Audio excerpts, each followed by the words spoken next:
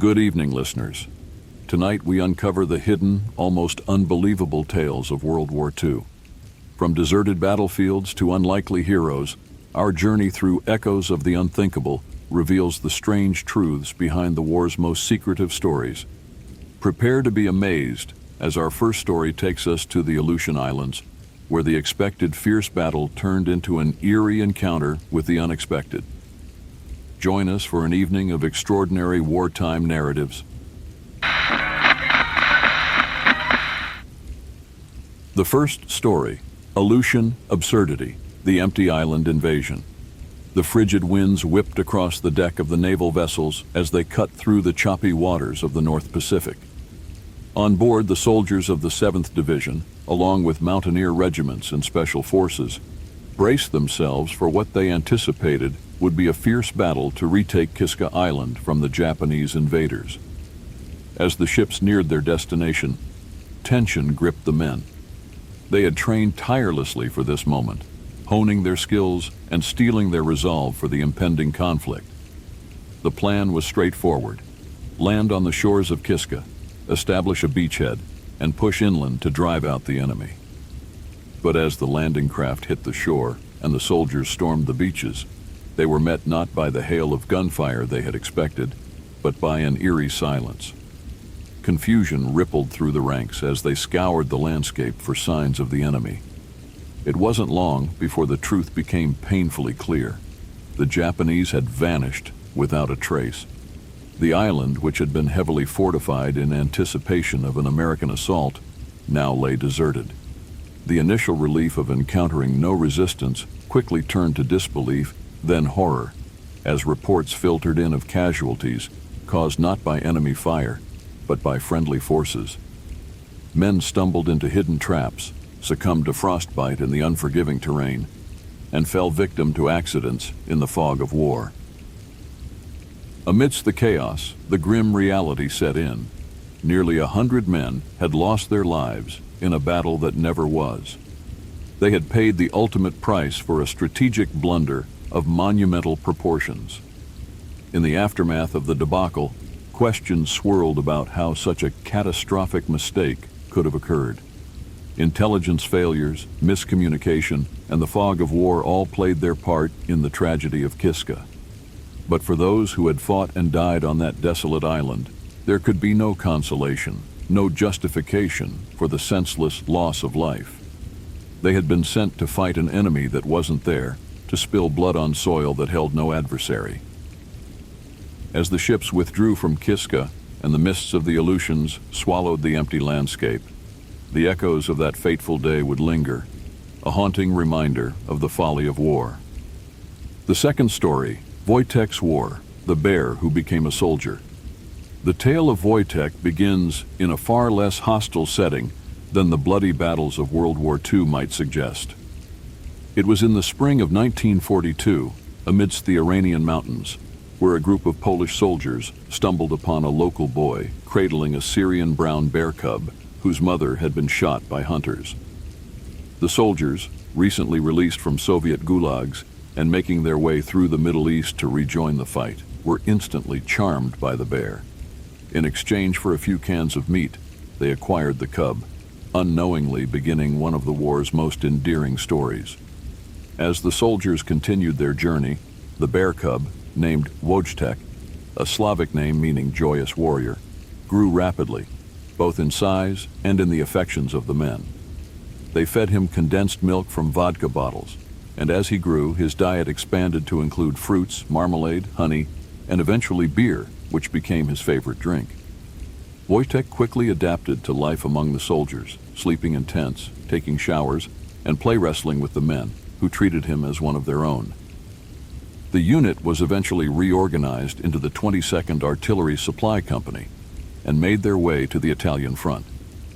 As they prepared for battle, the challenge arose of how to bring Wojtek aboard a British transport ship bound for Italy. Military regulations forbade mascots and pets, but the Poles, unwilling to leave their bear behind, enlisted him into the army as a private and assigned him his own paybook, rank, and serial number.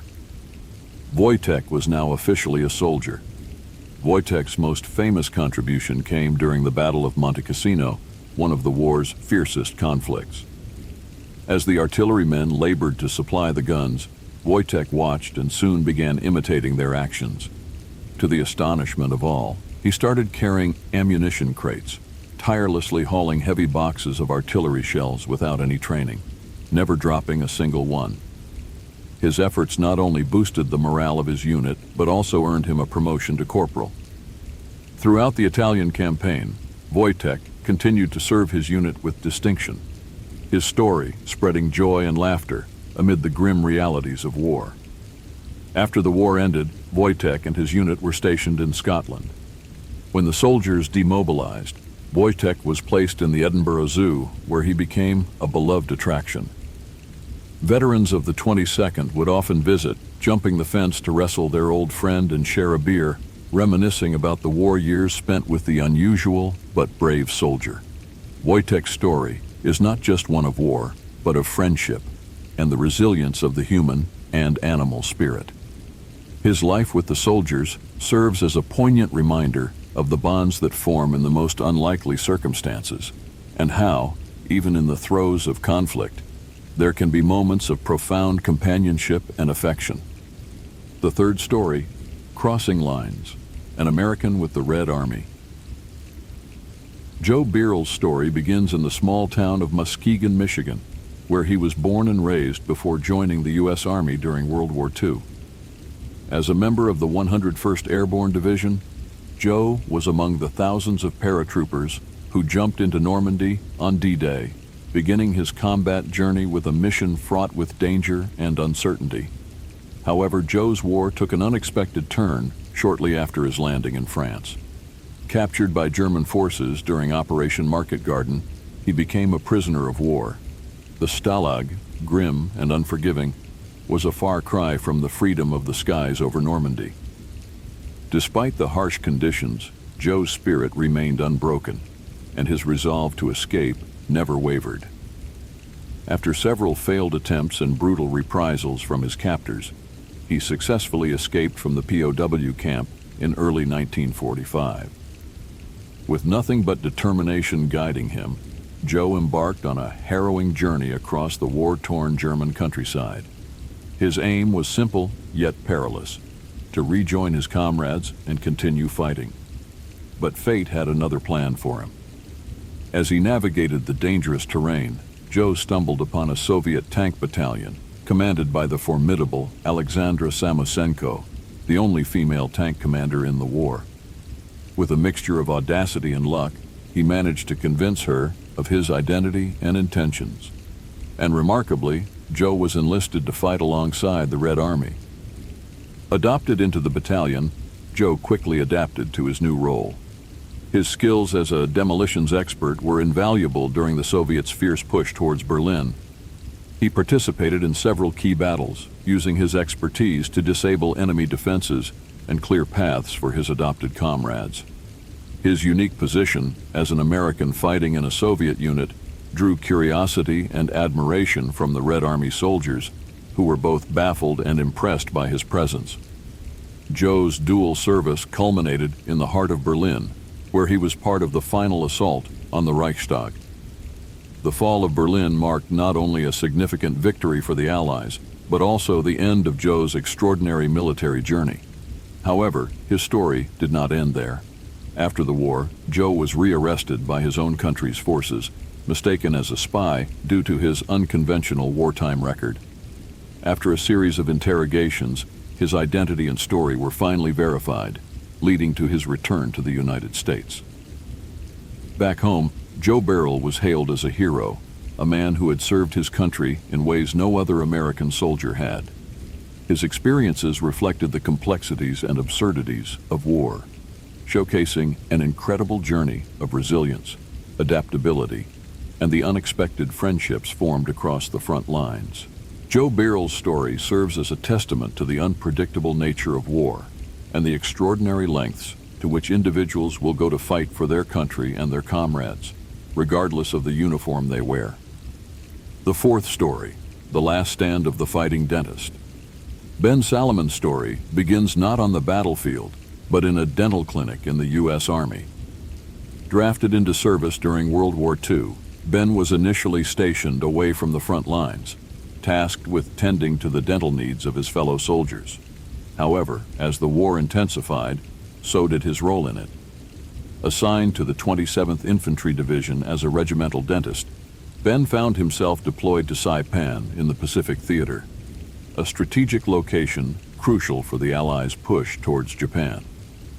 As the Battle of Saipan raged in June 1944, Ben's unit was heavily involved in fierce combat against the Japanese forces. The conflict was brutal, with American forces encountering tenacious resistance from the well-entrenched Japanese soldiers. Amid this chaos, Ben's medical tent was set up close to the front lines, where he continued to perform his medical duties until the battle took a turn directly towards him. One morning, as Japanese forces launched a surprise banzai charge, Ben's field hospital found itself directly in the path of the onslaught. The Japanese troops broke through American lines, causing a chaotic and deadly melee. With the front-line troops overwhelmed, the enemy rapidly approached the medical tent where wounded American soldiers were being treated. Realizing the imminent threat to the wounded, Ben made a pivotal decision that would redefine his role from a non-combatant to a combatant. He quickly armed himself, initially using a rifle to fend off the advancing enemy soldiers. But as the situation grew more desperate, he manned a machine gun after the gun's crew had been incapacitated, turning his medical station into a defensive stronghold.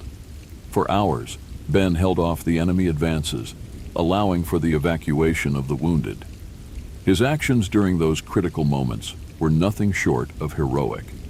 He single-handedly killed dozens of enemy troops, effectively stopping a breach that could have resulted in far greater casualties among the hospital's patients and staff. Ultimately, Ben Salomon paid the ultimate price for his bravery. When American forces finally retook the position, they found him lifeless at his machine gun post, surrounded by the bodies of nearly 100 enemy soldiers. The scene was a stark testament to his determination and sacrifice. He had sustained multiple gunshot and stab wounds in his valiant stand. Posthumously, Ben was recommended for the Medal of Honor for his actions at Saipan. However, due to regulations regarding medical personnel and direct combat, it took decades before he was rightfully awarded this highest military honor. His story, one of a dentist who became a defender, resonates as a profound example of the unexpected roles many find themselves in during the chaos of war. Ben Salomon's last stand is not merely a tale of military engagement. It is a story of courage and the fierce protection of fellow soldiers, underscoring the profound impact one individual can have on the lives of many. His legacy is a reminder of the extraordinary acts of heroism that can emerge in the most desperate of circumstances. The fifth story, Fighting for Every Flag, the many sides of Yang Kyung-jong. Yang Kyung-jong's story is one of extraordinary circumstance and survival, spanning multiple front lines and armies across the world during World War II. Born in Korea, then under Japanese occupation, Yang was first conscripted into the Imperial Japanese Army at a young age. His journey through the war began unwillingly as he was forced to fight for Japan against the Soviets along the Manchurian border. Yang's ordeal took its first dramatic turn when he was captured by the Soviets during one of the border clashes in 1939. The harsh realities of being a prisoner in a Soviet gulag were brutal, but his journey was far from over. When Nazi Germany invaded the Soviet Union in 1941, Yang found himself in an even more unlikely situation. He was pressed into service once again, this time in the Soviet Red Army, to defend against the German onslaught. His stint in the Red Army was also short-lived. In 1943, during the chaos of battle on the Eastern Front, Yang was captured by German troops.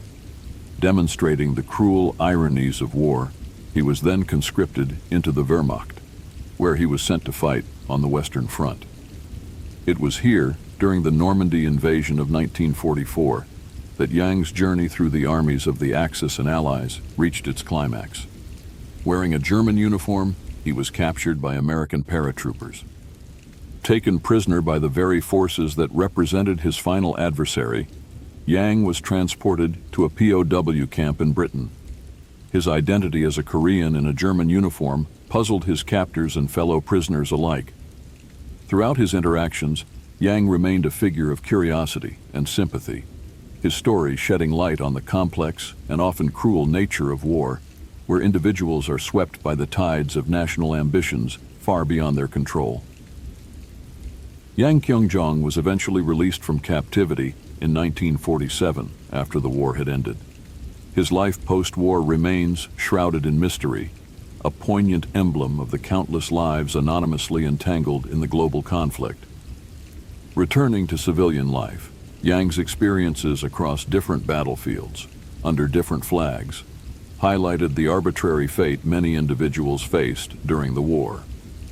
Fighting for every flag not only chronicles the bewildering journey of a man through the machinery of war, but also reflects on the broader human condition during global conflict, the loss of identity, the search for survival, and the hope for peace amidst the ravages of war.